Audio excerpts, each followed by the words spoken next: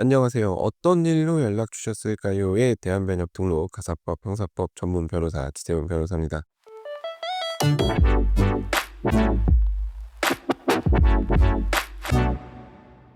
자, 인터넷에서 글을 보다 보면 이제 글 시작할 때 이 글은 누군가의 알 권리와 공익을 위해 작성되었습니다.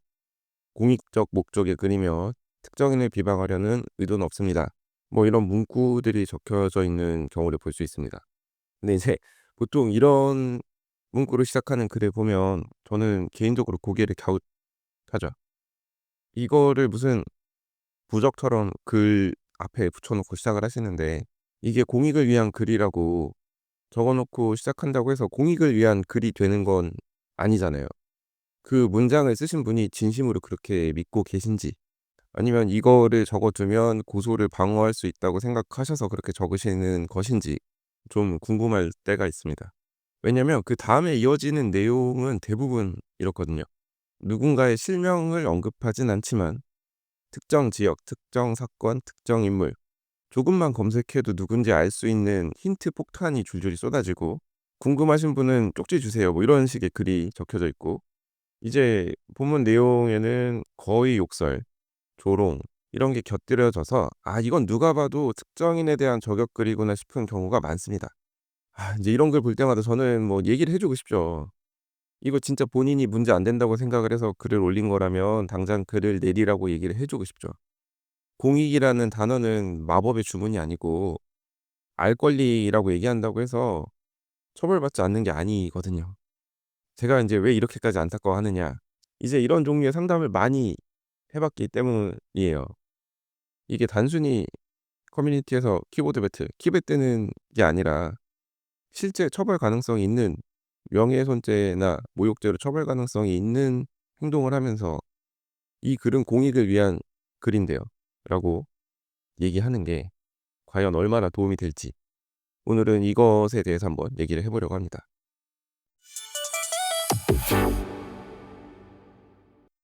형법 제307조 1항은 사실을 적시해서 타인의 명예를 훼손한 경우에도 처벌할 수 있도록 규정하고 있습니다. 그런데 여기서 많은 분들이 착각하시는 게 있어요. 제가 인제 법률 상담할 때 좀 힘든 부분이, "저는 진실만 썼는데요. 이거는 팩트인데요. 실제로 있었던 일인데요. 이거 괜찮지 않은가요?"라고 말씀하시는 분들과 상담할 때예요. 이게 본인이 진짜 괜찮다고 믿고 있는 분한테 "이거 문제가 됩니다."라고 얘기하는 게 상당히 어렵더라고요. 이게 설득이 잘 안 되고, 제가 뭐하러 겁을 주겠어요. 사실 이런 일로 법률 상담 받으시는 분들 중에 실제로 진짜 변호사 선임이 필요해서 상담 받으시는 분들이 또 많지는 않아요. 변호사 선임이 필요하신 분들은 그냥 오셔 가지고 "경찰서 가게 됐는데 솔직하게 좀 얘기를 해 달라." 이렇게 말씀을 하시지, "이걸로 고소를 당할까요? 안 당할까요? 문제가 될까요? 안 될까요?" 이렇게 얘기는 안 하시거든요. 근데 이제 보통 "이거 괜찮지 않나요?"라고 물어보시는 분들은 이제 아직 사건화는 안 됐는데 누군가가 이제 "변호사 선임해서 고소할 예정이다."라는 공지글 같은 걸 올려 가지고 그거 보고 이제 상담을 받으러 오시는 건데, 사실 아무리 사실이라고 해도 그게 공공의 이익을 위한 것이어야 되고 표현 방법도 사회 통념상 용인될 수 있을 정도여야 해요.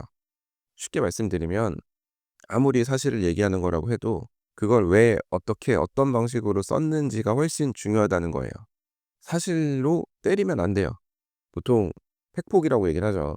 이제 이런 건 친한 사이에 보통 얘기를 하는데, "팩트로 때리지 말라. 뼈 아프다." 뭐 이런 얘기를 친한 사이에 하잖아요. 근데 진짜 조심해야 될 것은 잘 알지도 못하는 사람한테 팩트 폭력을 날리는 행위입니다. 제가 이런 주제에 나올 때마다 누누이 말씀드리지만 욕 먹어도 되는 사람은 없어요. 욕 먹어도 싸다 이런 사람은 없다고요. 물론 욕할 수는 있죠. 근데 그건 내 속으로 욕을 해야지, 남들이 돌멩이 던진다고 같이 따라서 돌멩이를 던지면 안 돼요. 그리고 내가 억울한 일이 있는 경우에 도저히 이 억울함을 풀 방법이 공론화시키는 것 밖에 없어 가지고, 공론화를 한다고 해도 내 억울함 푸는 것과는 별개로, 많은 사람들이 내 억울함을 이해해 주는 것과는 별개로 나도 고소당할 수 있다는 걸 생각을 하셔야 돼요. 그러니까 이제 공익이라는 거는 특정인을 저격하는 게 아니라 보통 구조적으로 뭔가 바뀌어야 한다는 문제의식을 던지는 그런 글이어야 합니다. 그러니까 이제 누군가의 이름, 얼굴 뭐 이런 거를 공론의 장에 집어던져 가지고 물어뜯기도록 하는 게 아니라 뭔가 시스템에 대해 묻고 사회가 어떤 방향으로 나아갈지에 대해서 고민하게 만들어야죠. 그게 바로 공익이죠. 그래서 인제 많은 분들이 고소가 염려가 되시는 경우에 나는 이 특정인한테 얘기한 게 아니라 그냥 일반적인 사회의 분위기나 이런 거에 대해서 얘기를 한 거다."라고 말씀을 하시는데 그거는 그렇게 주장한다고 해서 그렇게 되는 게 아니죠. 사실 댓글 내용을 보고 판단을 하는 건데 어떻게 읽어도 그런 댓글처럼 보이지 않는 경우에는 아무리 주장한다고 해도 그건 구차한 변명이 될 뿐입니다. 그리고 진짜 공익과 관련된 글의 경우에는 굳이 자기가 쓴 글에 "이건 공익을 위한 글입니다."라는 사족을 안 붙여도 돼요. 그런 "공익을 위한 글입니다."라는 얘기를 하는 건 오히려 이 글의 목적이 다르게 읽힐 수도 있다는 그런 뜻일 수도 있거든요. "변호사님 저는 틀린 말 안 했는데요." 예. 틀린 말 안 하셨죠. 다들 알고 있는 사실을 썼을 뿐인데요. 근데 그거는 정말 다들 알고 있을까요? 다들 몰라서 이 사실을 알리기 위해서 공익적 목적으로 글을 쓰셨다고 주장하는 게 아닌가요? 이제 여기서 또 상담이 막히죠. 근데 제 의도가 그게 아닌데 고의성이 있어야 처벌을 하는 것 아닌가요? 고의가 없다 이런 것은 이럴 때 주장하는 게 아니죠. 누가 봐도 고의성이 다분히 느껴지는 글을 적은 다음에 나는 그럴 의도가 아니었는데 읽은 사람 잘못이다." 이렇게 주장하는 건 누군가 때려 놓고 나 때릴 의도가 없었습니다."라고 주장하는 거랑 똑같아요. 손가락을 움직여서 글을 적은 건 본인이잖아요. 근데 거기에 대고 "나는 그럴 의도가 아니었다."라고 주장하는 건 좀 설득력이 많이 떨어지죠. 그니까 실제 누구인지 유추가 가능한 인물에게 통념에 넘어서는 비난을 하면 그건 문제될 수 있다고 생각을 하셔야 돼요. 그러니까 내용도 사실이고 표현 방식도 과하지 않아야 돼요. 인제 보통 같은 내용을 말하더라도 차분하게 사실만 정리한 글과 비꼬고 조롱하고 누가 봐도 화난 글은 법적으로 전혀 다르게 판단이 되죠. 근데 인제 화가 나서 인터넷에 글 쓸 정도라면 사실 약이 오를 만큼 오르셔서 글을 적으시는 거라서 본인의 손가락을 본인이 통제하기가 상당히 어렵죠. 네. 부들부들하실 수 있어요. 충분히 이해합니다. 그렇기 때문에 제가 어지간하면 글 쓰지 말고 댓글도 달지 말라고 말씀을 드리는데 이제 제가 이런 말씀 드리면 "표현의 자유는 왜 생각을 안 하고 자꾸 글 쓰지 말라고 하는 거냐." 이런 식의 댓글이 달리는 경우가 있어요. 블로그에 관련된 글을 쓰면 그런 식의 댓글이 종종 달려 가지고 저는 그냥 블로그 댓글도 이제 다 닫아 버렸거든요. 저는 표현의 자유에 대해서 토론하고 싶은 생각이 없어요. 근데 안타까워서 정말 그럴 가치가 없는 것에 댓글 적었다가 고소당하고 경찰서 가고 민사소송 당하고 하면 피곤하시잖아요. 그게 안타까워서 그러지 말라고 말씀을 드리는 거예요. 아니 뭐하러 사서 고생을 하십니까? 그리고 본인이 표현의 자유가 더 중요하다고 생각해서 댓글을 다셨으면 누군가의 사생활의 자유 그리고 인격권 이런 것도 생각을 하셔야죠. 본인 권리만 무한정으로 주장할 수는 없어요. 내가 정당하고 내가 옳으니까 무조건 상대방의 기본권이 제한되어야 된다. 이런 주장은 사실 어지간해서는 성립하기가 어렵죠. 그게 인제 실제 처벌될 정도인지 아닌지에 대해서는 또 따져봐야 되는 것이고 아무리 누군가가 잘못했다고 해서 그 특정 개인의 인격권이나 뭐 사생활의 자유가 아예 무시돼야 된다. 이거는 또 아니거든요.